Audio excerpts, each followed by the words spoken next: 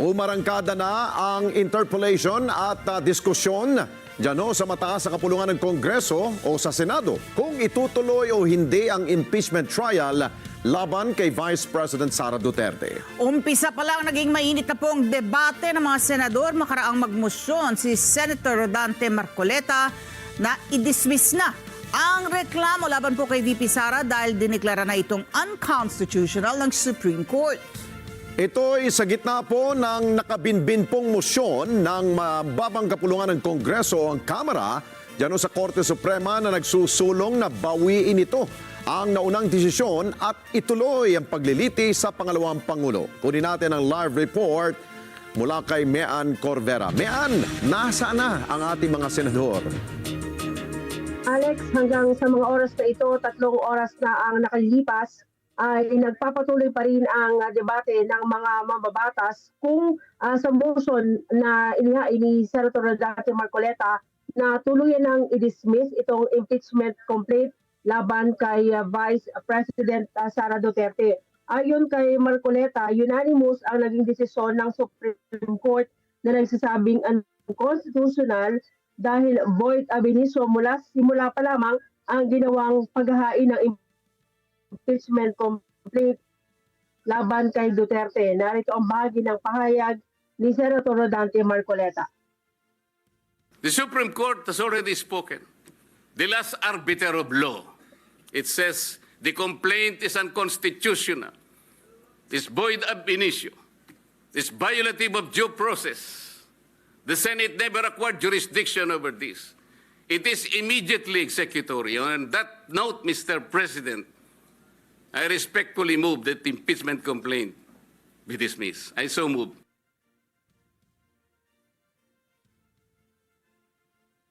Na sinaing ang inihaing reklamo ng mga kongresista na ay minadaling isinumite at ipinasa sa Senado. Sabi ni Marcoleta, agad ipinasa ang Articles of Impeachment samantalang sa desisyon ng Korte Suprema dapat lahat ng reklamo ng impeachment ay dapat idadaan sa House Committee on Justice. Pero hinarang niya ni Senate Minority Leader Vicente Soto ang motion ni Marcoleta. Naghain si Soto ng motion to table, ibig sabihin, isang tabi muna ang motion ni Marcoleta. Sabi ni Senate President Francis Escudero na pagkasundoan sa all-member caucus ng mga senador na ngayong araw dedesisyonan ang issue. Sagot naman ni Soto, wala pang inihaing motion noon for reconsideration sa Korte Suprema. Iginit din ni Senator Ping Lacson na wala sa kanilang rules ang motion to dismiss at kailangan nilang mag-convene muna bilang impeachment court. Narito ang palitan ng debate ng mga senador. Wala pa pong date. Ito po ba ang verification, Mr. President? Hindi po. Ang verification po ay nakasaad po sa mismong tuntunin ng House of Representatives. Balikan po natin ang Section 3. Ano po ang sinasabi? Section 3, Paragraph 2. An impeachment complaint is verified by an affidavit that the complainant has read the complaint and that the allegations therein are true and correct of his personal knowledge or based on authentic records. At the very least, yun ang dapat na ilagay po. Nakalagay po ba sa verification dito? Ng Secretary General ng House of Representatives? Wala po. Palagay nyo lang po merong isa na nag-reverse. Hindi rin po ma-overturn eh. Kasi po ang kailangan po ninyo ay 8 ang mag-reverse. Sa inakala po ba ninyo meron kayong makukuhang 8 na pumirma doon sa unanimous decision na babaligtarin po nila yung kanyang sarili. Kaya napakahirap pong mag-speculate. Ang tumatakbo ng matulin, kung matinik ay malalim. Kaya dapat siguro pag-isipan muna natin kung tama ba na bago magdesisyon ang Supreme Court, basta ibasura na natin ang kaso na ito. Ako po ay nakasapatos at saka sa kalsada kaya hindi po ako matitinik. What I'm pointing out is the danger of outright dismissing the impeachment proceedings by virtue of a decision that is not yet final and still pending appeal. Justice Leoden himself said, Mr. President, I quote, "The Supreme Court is not perfect. Citizens and academics certainly have the right to call attention to the fallibility of the courts." Tama po yun. There is no perfect institution.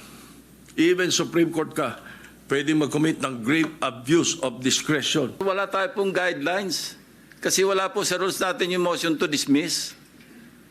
So anong guidelines ang susundin natin in addressing the motion to dismiss submitted by the Honorable Marcoleta?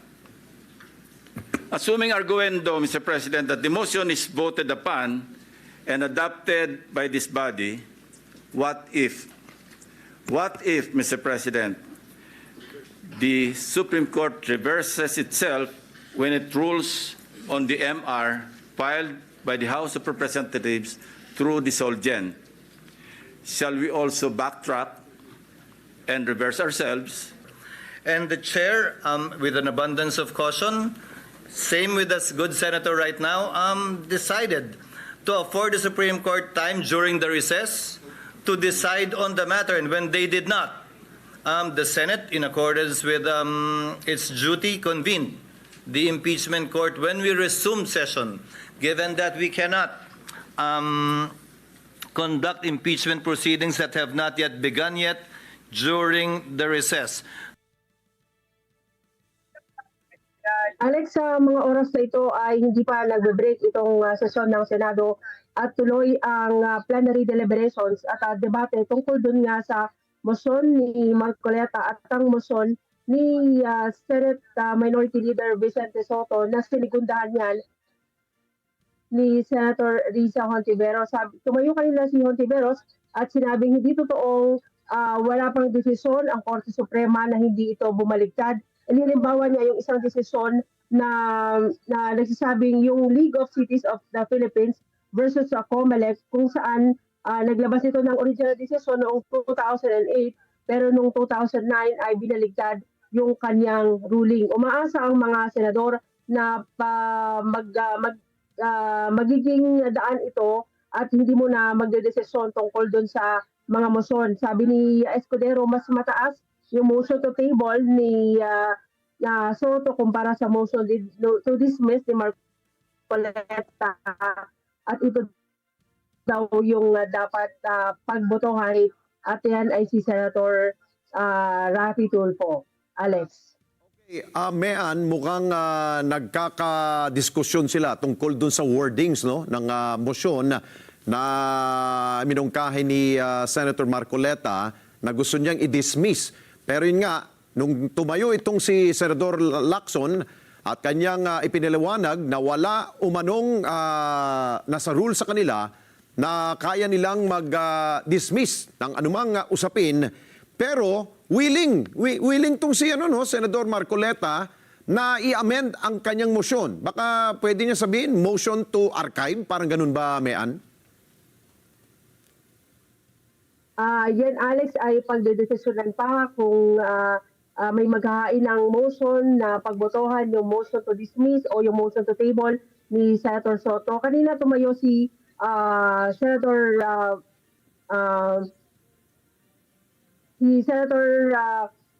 ang sinabi ng isang mamabatas ay ang pinag-usapan daw dun sa caucus ng mga senador ay dapat magdesisyon ngayon outright.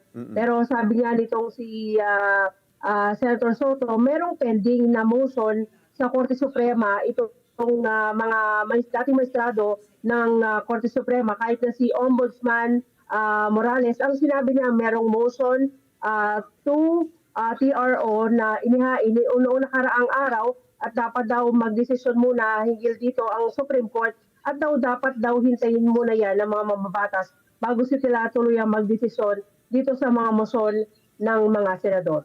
Oo, Mean, yung bang motion to table at yung archive ay magkapareho lang ba yun? Parang sa wording, Alex, ay una magkaiba. Pero ang intindi dyan ng iba ay pareho lang ng interpretasyon. Pero ang sabi nga, yung motion to table kasi ay ibig sabihin ipagpaliban mo na, Alex. Yun, Kasi parang yung motion parada to lang. archive itago na, parang gano'n. Oo. Okay. So yan ang pag pinagdedebatehan pa ngayon itong mga mamabata. Oo, parang yung table, parang iparada mo lang muna habang inaantay yung desisyon, no, yung final decision ng Supreme Court. Pero ano bang naririnig nyo dyan? At siyempre, meron kayong mga kausap dyan na may ano, kung sakali magkaroon ng botohan ngayong gabing ito, tungkol dyan sa usapin na i-dismiss ba, i-table o i-archive, ano ba, may numero ba? Magiging lamang ba ang magiging motion ni Senator Marcoleta? Alex, may nauna na tayong interview kay Senate President Pro Tempore Jingo Estrada. Ang sinasabi niya kung pagbabatayin yung body language ng mga senador, 19 to 20 Naku. na mga senators na yung pabor na ibasura, yung outright yung desisyon ng yung impeachment case laban sa Vice President dahil dun sa unanimous decision ng Supreme Court. Sabi nila, immediately executory itong desisyon, pero naharangayan kanina dahil meron daw pending na motion for reconsideration sa Korte Suprema. Ito, siguro panghuli, on a lighter side, dahil tumayo itong si Senador Bam Aquino, mukhang gusto niya mag-convene, no, as a trial court. Mukhang gusto yata niyang manumpa at makasuot man rin ng robe. Tama ba? Alex, kanina nag-move sa may mukha din si Santo Risa. Sabi niya, mas mabuti pa siguro, papanumpain na lang yung mga bagong senador bilang mga senator judge at mag-convene, saka tayo mag-decide. Kasi nga doon sa motion, ang sabi ni Senator Ping Lacson, wala yun sa rules ng Senado ngayon, yung outright dismissal, dahil hindi naman sila impeachment court para mag-decide doon sa reklamong impeachment. Ayun, in fairness naman, maganda sa larawan yan. Kung naka-robe sila, mayan, di ba? Tama, Alex. O sige, antabayan na natin dahil mahaba-haba pa itong usapin. Ito, mukhang si Senador Erwin Tulfo na ngayon ang siyang susunod na mag-interpolate dito kay Senador Marcoleta. So, babalikan ka namin kung ano man ang magiging pasya ng ating mga mambabata sa mataas sa kapulungan ng Kongreso. Mayan Corbera, mata natin dyan po sa Senado.